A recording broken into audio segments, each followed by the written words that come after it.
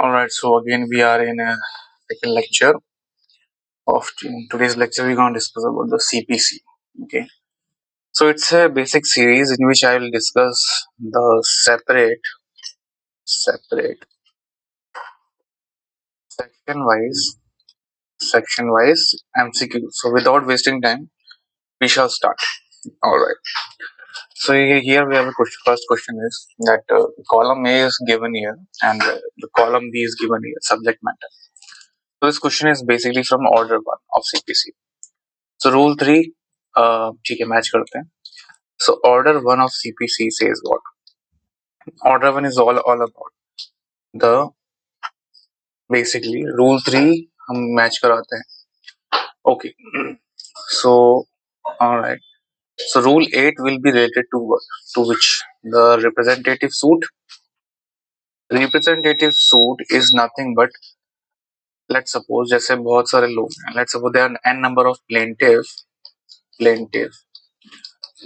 अब बहुत सारे plaintiffs जो हैं वो उनको क्लब कर देना. There's only one guy will be representing that suit on behalf of many. बहुत सारे लोगों का जो सूट होगा और सेम कॉमन इंटरेस्ट जो होगा, कॉमन इंटरेस्ट या same cause of action COA, that will be represented by the single plaintiff with the consent of the remaining one. So rule 8 is representative suits. Okay, all right. Rule 10 is about the striking out or adding parties. So हमें क्या क्या मिल गया यहाँ पे? C का 1 यहाँ पे है, C का 1 यहाँ पे. Okay. So now we have to check D का 4, यहाँ पे D का 2 है. This is wrong. This is wrong. A is the right answer. Okay. So here we have rule 3, which basically means A का 2, rule 3 joinder of defendants, and B का 3 joinder of parties liable on the same contract. Fine. Who may be joined as अभी order 1 चल रहा है, हम पूरा order 1 discuss करेंगे. Okay, order 1. Say Bayrak based MCQs just to make your grip stronger in the domain of the Bayer Act. Okay, who may be joined as a plaintiff in एक suit में as a plaintiff कौन join कर सकते? Who may be only those having the same cause of action. Okay, question mark का मतलब यहाँ पे है it can be either wrong or it can be either true. Only those jointly entitled to relief. Okay, can be all persons with the right to relief from the same transaction and common question of law or fact. So C is the most appropriate one. सही ये भी है, but this is not the most appropriate one. In the exam time, you will face these questions. Okay, ऐसे questions आपको मिलेंगे the most probably, but you have to choose in between the most suitable and most considerable answer. All right. So इसका सी है. Under what conditions there can the court order separate trials for plaintiff? Court कब separate trial order कर सकता है? Just a second. Separate trial. So in that case, अब separate trial क्यों होगा? For example, जैसे डिले हो रहा है, किसी भी केस में किसी भी सूट में अगर कोई डिले फाइल हो रहा है, so court can on suo motu can order the separate trial if they are not related. No. If their claims are different, well, it could be question mark. If the joinder may embarrass or delay the trial. Absolutely true as per the language of the Bayer Act under the order 1. Next question, who may be joined as a defendant in one suit? पहले हमने plaintiff का किया था कि plaintiff या representative suit जो है वो किस में join हो सकता है, तो order 8 था उसका. अब ये पूछ रहा है only those liable jointly. Okay. Only necessary party, no, ये तो बिल्कुल नहीं. All persons with the right to relief alleged against them for the same act, transaction and common question of law. So question पहले की तरह, तो C would be the right answer. What can the court do if the joinder of defendant may delay trial? तो क्या करेगा? Separate trial order कर देगा, पहले देख चुके. Can Can judgment be given for or against only some of the joint parties? तो यहाँ क्या पूछ रहा है, can judgment be given question mark for और against only some of the joint parties? क्या जजमेंट जो है फॉर और against only some of the joint parties के एज पर हो सकती है? वेल, क्वेश्चन को समझिए, कैन जजमेंट बी गिवन, क्या जजमेंट दिया जा सकता है फॉर और against only some of the joint parties? तो ऑप्शन पढ़ते हैं, no judgment must include all parties. Okay, question mark.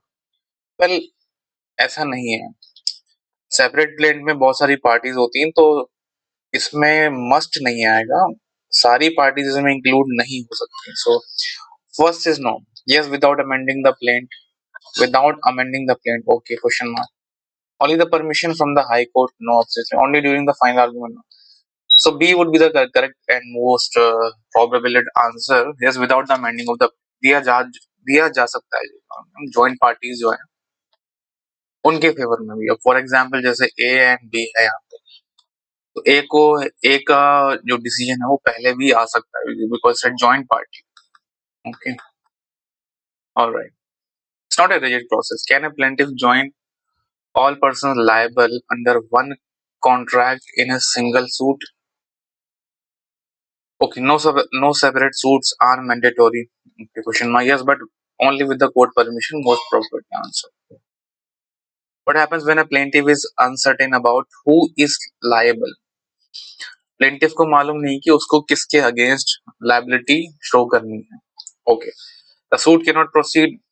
Okay, question. No, suit तो proceed हो जाएगा. It's a wrong answer. He must wait for clarification.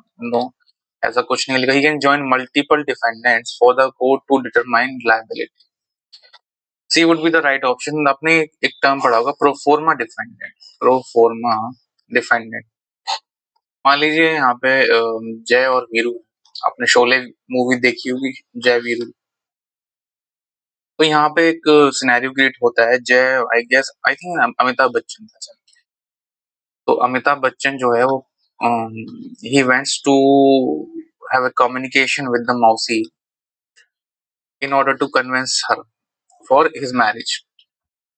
तो दोनों के विचार यहाँ पे मिलते नहीं है। तो मान लीजिए यहाँ पे जय कोर्ट में जाता है एंड केस फाइल करता है और ना इमूवेबल प्रॉपर्टी, ओके, प्रॉपर्टी को लेकर। बट वीरू मना कर देता है कि नहीं मुझे तो नहीं करनी, प्रॉपर्टी इन दोनों की है, बट वीरू डिनाइज कि मुझे तो नहीं करनी। तो जय को ना चाहते हुए वीरू को प्रोफोर्मा डिफेंडेंट बनाना पड़ता है और बाद में कोर्ट फिर प्रोफोर्मा डिफेंडेंट को प्लेंटिव बना देती है। Okay, so this is the concept of the proforma defendant who can one. Question number next. When can one person sue or defend on behalf of all in the same interest? When can one person sue or defend on behalf of all in the same interest?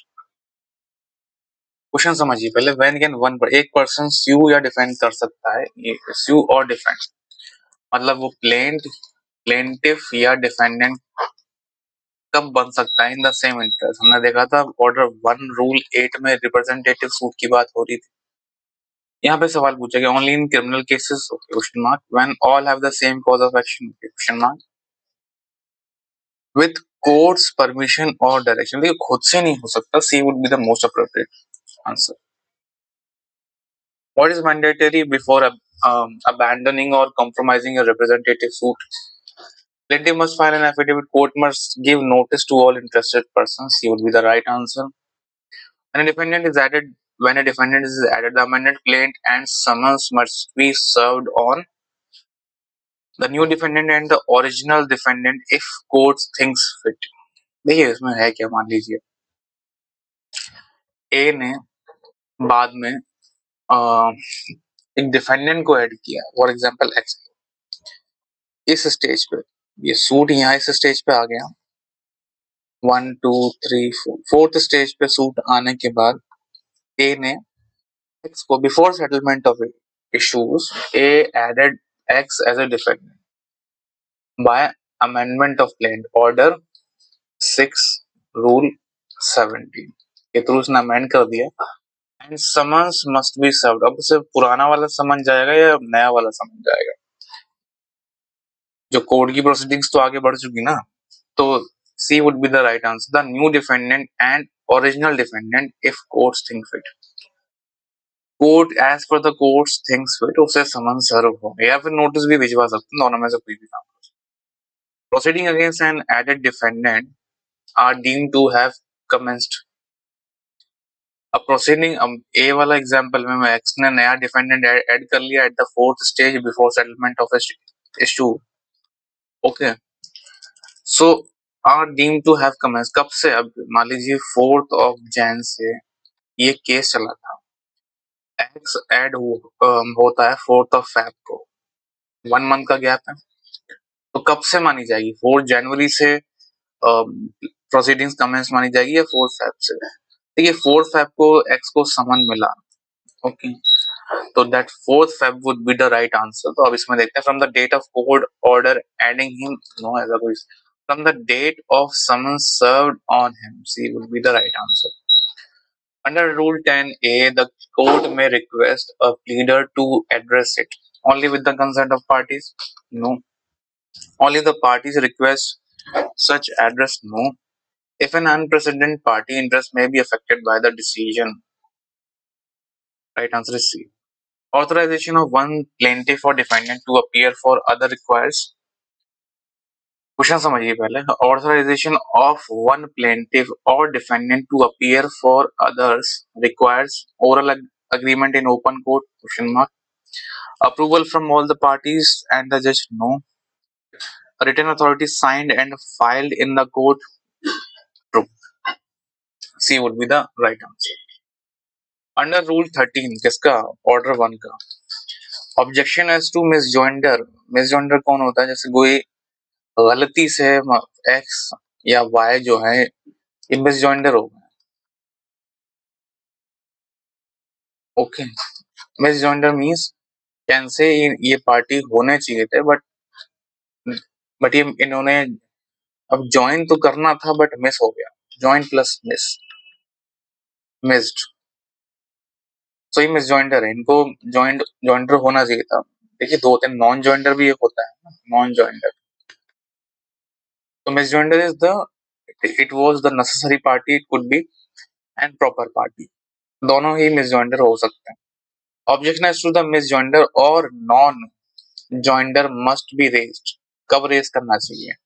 Eight the time before judgment, बहुत देर हो जाएगी तब तो raise ही नहीं कर सकते, no, before settlement of issues और shall be deemed waived, B would be the right answer. देखिए settlement of issue, settlement of issue वो स्टेज है जहाँ पे सब इजीली हो सकता है, द फ्लेक्सिबल स्टेज, आप प्लेंट को अमेंड भी इजीली कर सकते हैं, बाद में भी कर सकते हैं but with the court's permission, amendment of pleadings भी कर सकते हैं, जॉइंडर मिस जॉइंडर, तो this stage is quite flexible before settlement of issues किस सेक्शन में आते हैं, किस ऑर्डर में आते हैं वो देखते हैं बाद में।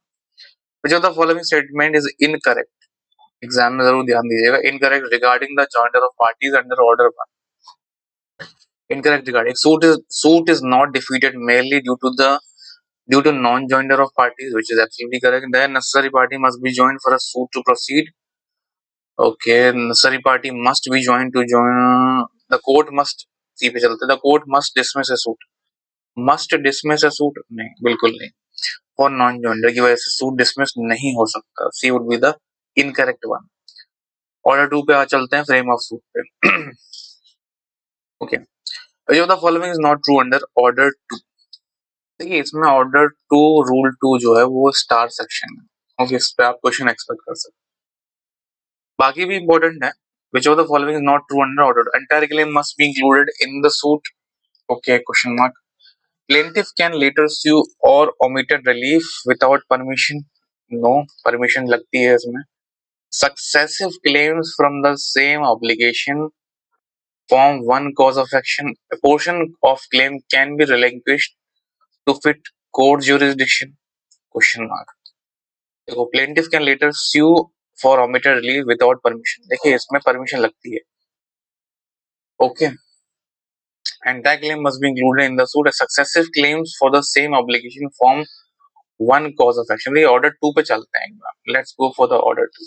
All right. Let's go for the order 2. Just a second. Order 2 हमारे पास यहाँ पे है. Order 2. ओके, मैं इस क्वेश्चन को बाद में एक बार डिस्कस करता हूँ आपसे. पहले वीडियो को एंड करते हैं.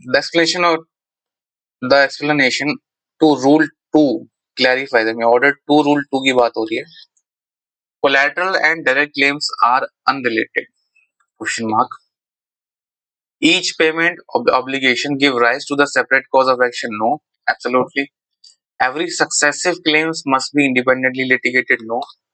Obligation and collateral security together form one cause of action. That is, C is the right answer.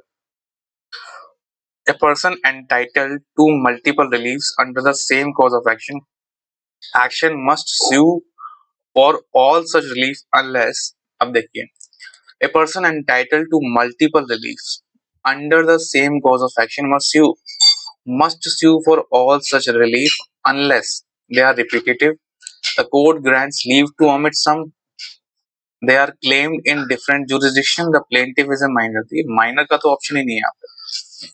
They are repetitive? No. अब B और C में से बचता है. The court grants leave to omit some, which is the right answer. देखिए, relinquishment की बात हो रही है यहाँ पे.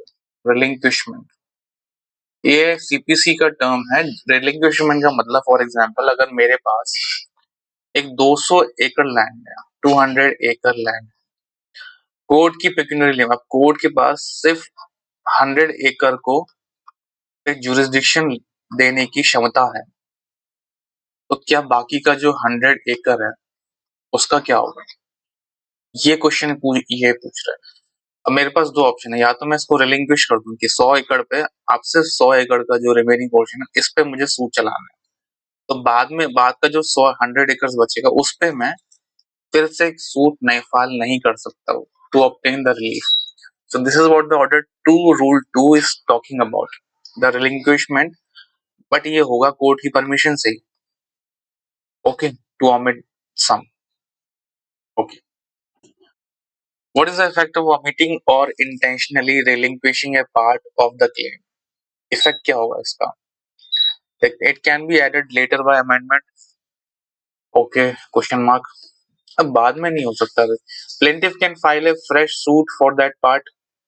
No, कोर्ट का टाइम वेस्ट होगा. Plaintiff is barred from suing for that part later. Right answer is this. Plaintiff को फिर बाद में सूट नहीं कर सकता. अभी हमने जो ऊपर एग्जांपल देखा कि बाद में वो सूट कर सकता है, just to waste the court's time. Court's का टाइम वेस्ट होगा ना इससे, तो वो चीज नहीं करनी है. तो plaintiff is barred. According to rule 2 of subsection 1 of order 2 rule 2 first subsection 1, every suits must include all future claims expected to rise? No possible. In the whole of the claim from the cause of action, the whole of the claim from cause of action, only the monetary claims, only the urgent relief sought. देखिए, B would be the right. The whole of the claim from the cause of action, यही सही होना चाहिए. Okay. Only the urgent. No. Okay. Question here we have is under order 2 rule 3, which of the following combination is permissible for joinder in one suit? Question क्या कह रहे हैं यहाँ पे, ये समझिए. Under order 2 rule 3, which of the following combinations is permissible for joinder in one suit? Multiple causes of action by one plaintiff against unrelated defendant. ये unrelated आ गया ना, गलत है. Cause of action by different plaintiffs with separate interest against the same defendant. Well, no, ये भी गलत है. Joint causes of action by multiple plaintiffs. Joint causes of action by multiple plaintiffs against the same defendant. यहाँ पे defendant same है but यहाँ पे plaintiff बहुत है, तो ऑर्डर 2 रूल 3 यही बात कर रहा है. C would be the right answer. What causes of action are united in a single suit? The court's jurisdiction is determined by The highest value among the cause of action, the value of the cause of action that arose, that first arose, the average value of the subject matter, the aggregate amount of value at the time of institution of the suit. देखिए यहाँ पे ये बात करता है the value of the cause of action that first arose, नहीं, the highest value among the cause of action, no. पूछ क्या रहा है क्वेश्चन, एक बार दोबारा देखते हैं. When cause of action are united in a single unit, the court's jurisdiction is determined by the aggregate amount or value. Most appropriate यही है, aggregate amount or the value at the time of institution of the suit. अब जैसे मान लीजिए 10 साल पहले एक property की वैल्यू थी 1 लाख रुपए, सूट कोर्ट में चलता है, इसका डिसीजन आया था. अब 10 साल बाद जो है उसकी वैल्यू हो गई 20 लाख रुपीज. सेम कोर्ट है बट इसकी पिक्यूनियरी लिमिट भी तो बढ़ेगी कुछ. तो ऐसा नहीं है कि इसकी वैल्यू 20 लाख हो गई और इसकी पिक्यूनियरी लिमिट को एक्सीड कर गई तो हम दोबारा सूट कर सकते हैं. यही डी कह रहा है. ओके, रेस जुडिकाटा में पढ़ेंगे इसे, केस लॉ भी है इसमें, will discuss in details. Okay, a plaintiff files a suit for possession of immovable property and joins a claim for specific performance of a separate contract without court's leave. The joinder is valid तो नहीं होगा, valid भी नहीं होगा, invalid होगा. Okay, order 6 पे बात करते हैं. Alright, which of the following statements are true regarding the contents of pleading under the civil procedure? Font छोटा लग रहा होगा आपको, मैं नेक्स्ट टाइम से वीडियो में फॉन्ट को बड़ा कर देंगे.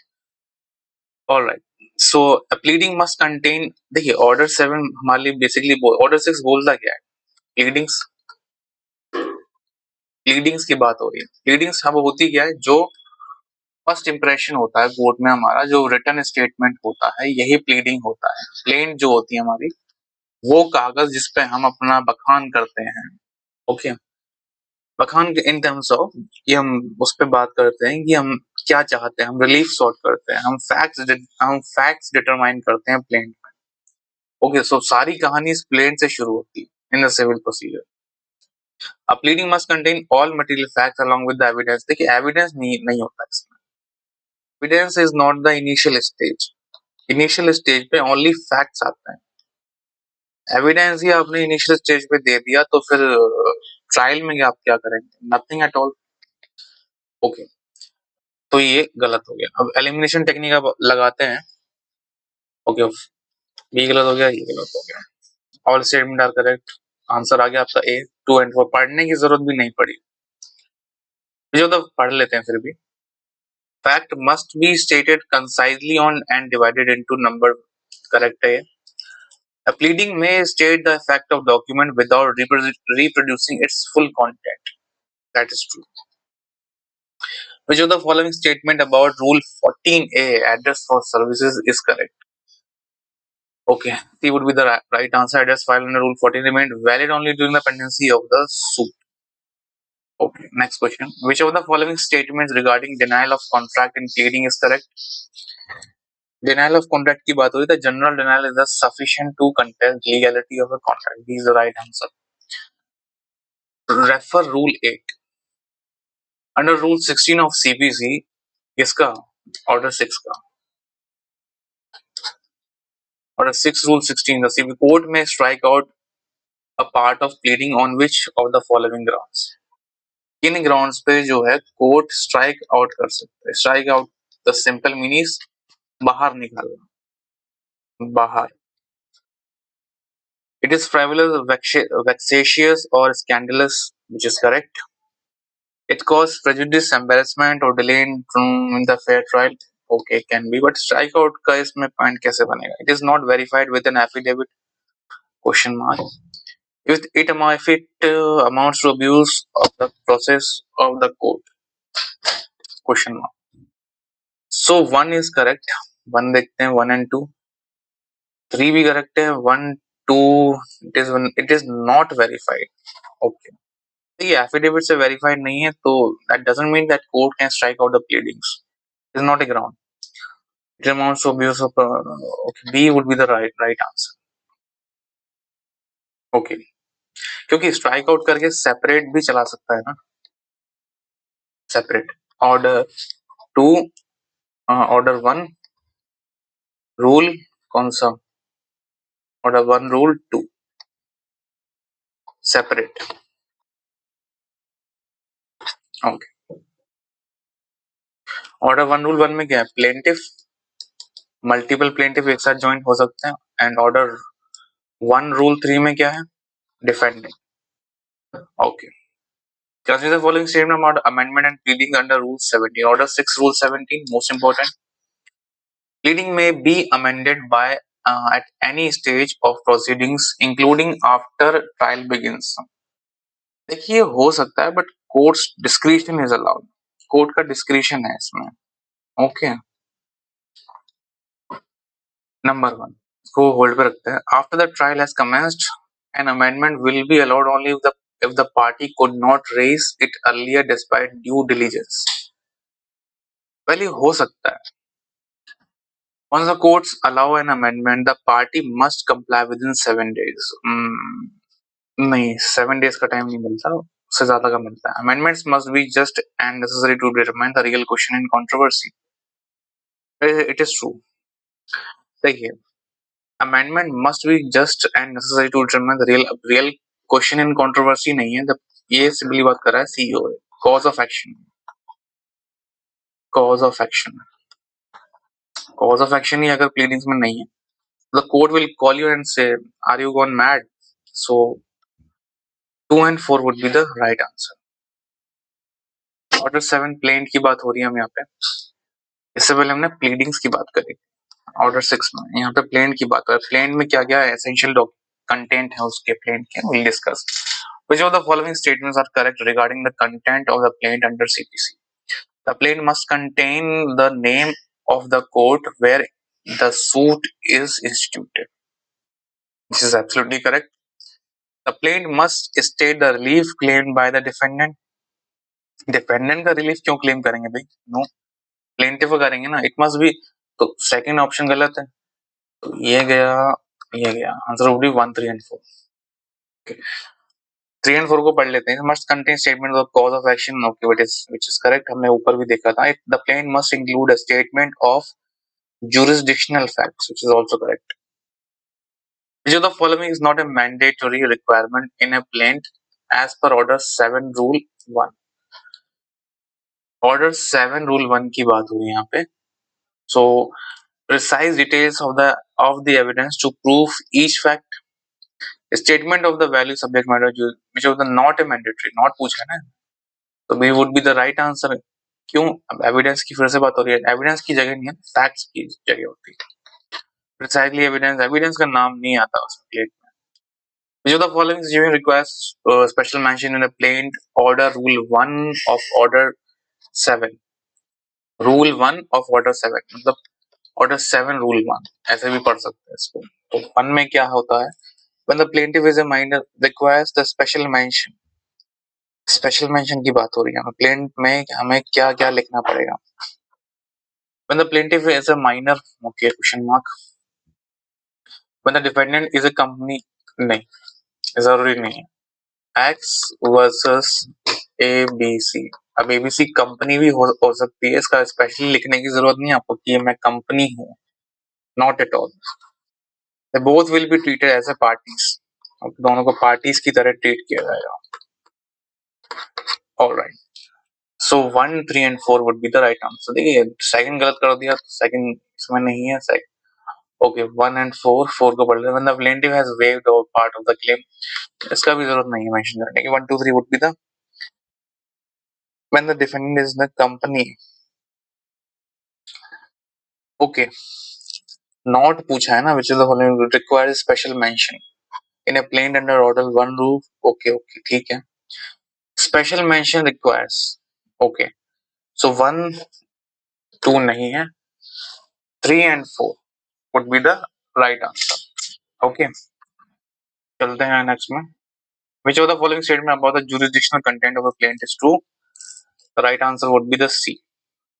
okay, under order 7 rule 1 of the value of subject matter must be mentioned in the plaint for the purpose of 1 and 4 jurisdiction and deterrent court fees। okay, चलते हैं। Which of the following suit must mention an approximate amount of instead of the precise in one plate? देखिए first ठीक है, suit for the unsettled account, second is also correct, and suit for the immovable properties is also correct. C would be the right answer. Which rule maintains the description of a movable property in a plane must be sufficient to identify it, including the boundaries. Boundaries if available. So order 7 rule 3 is talking about this. Which of the following is not correct? Is not requirement under order 7 rule when a plaintiff sues in representative suit of character. उसको separate affidavit file करने की जरूरत नहीं है. Okay. If the suit is filed after limitation period has expired, what should be the plain contain as per order 6 rule 7? Okay, order 6 order 7 rule 6 order 7 rule 6 statement denying limitation applies. Okay, explanation that delay was due to ill health. Okay, ठीक है, ये भी कर सकता है. Grounds for claiming exemption from the law of limitation. Grounds for claiming exemption from the law of limitation. यही तो पूछ रहा है. Statement denying limitation applies. ठीक है, नहीं, ये most probable answer C होगा. What is the consequences? What is the consequence if a plaintiff fails to submit requires copies of a plaint within 7 days of the court's order under Rule 9? So the answer would be the summon will not be served until copies are filed. देखिए mainly बात है जब plaint की type होती है, आप जैसे plaint आपको किसी पे सूट करना है, प्लेंट आपने टाइप करवा ली, अब इसकी कॉपीज भी तो जाएंगी. कोर्ट खुद से कॉपी करा के थोड़ी डिफेंडेंट को देगा, आपको खुद करानी होंगी और वो सबमिट करानी होंगी. Then these copies shall as a summon जाएंगी किसको? डिफेंडेंट को. जब तक कॉपीज ही फाइल नहीं होंगी तो कैसे फिर हो जाएगा? Okay, so thank you. Video अच्छा लगा हो तो प्लीज सब्सक्राइब कर लीजिएगा. मिलते हैं नेक्स्ट वीडियो में, वो भी सीपीसी का होगा. तो आज हमने ऑर्डर कवर कर लिए. देखिए मेनली जो कोर एरियाज आपको कवर करने हैं.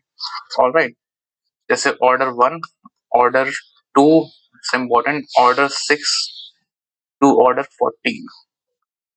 इस पे हम बेरक बेस्ड एमसीक्यूज बनाएंगे for the upcoming exams. DJS का जब नोटिफिकेशन आएगा तब we will go in the logical one. इसमें भी लॉजिकल वाले हैं, बट इसमें थोड़े हम अपना जो लेवल है उसे टफ कर देंगे. Okay, thank you.